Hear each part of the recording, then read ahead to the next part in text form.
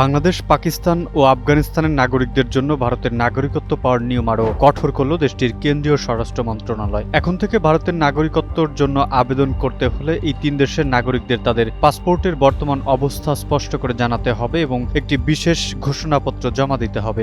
2009 সালের নাগরিকত্ব বিধি সংশোধন করে সম্প্রতি ভারতের স্বরাষ্ট্র মন্ত্রণালয় এ সংক্রান্ত নতুন একটি বিজ্ঞপ্তি জারি করেছে।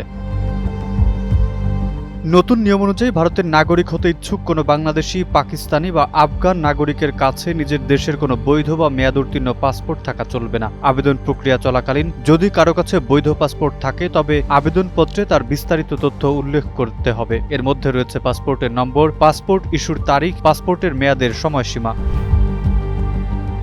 জানা গেছে, নাগরিকত্ব পাওয়ার পরবর্তী 15 দিনের মধ্যে আবেদনকারীকে তার কাছে থাকা বৈধ বা মেয়াদোত্তীর্ণ পাসপোর্টটি ডাক বিভাগের সংশ্লিষ্ট সিনিয়র সুপার বা সুপারের কাছে জমা দেওয়ার লিখিত অঙ্গীকার করতে হবে। কেন্দ্রীয় সরকারের পক্ষ থেকে জানানো হয়েছে, 2009 সালে নাগরিকত্ব বিধিমালা 1C তফসিলের পর একটি নতুন অনুচ্ছেদ যুক্ত করা হয়েছে। এই 1C তফসিলটি মূলত বাংলাদেশ, পাকিস্তান ও আফগানিস্তান থেকে ভারতে আশ্রয় নেওয়া হিন্দু, শিখ, বৌদ্ধ, জৈন, পার্সি এবং খ্রিস্টান সম্প্রদায়ের মানুষের জন্য প্রযোজ্য।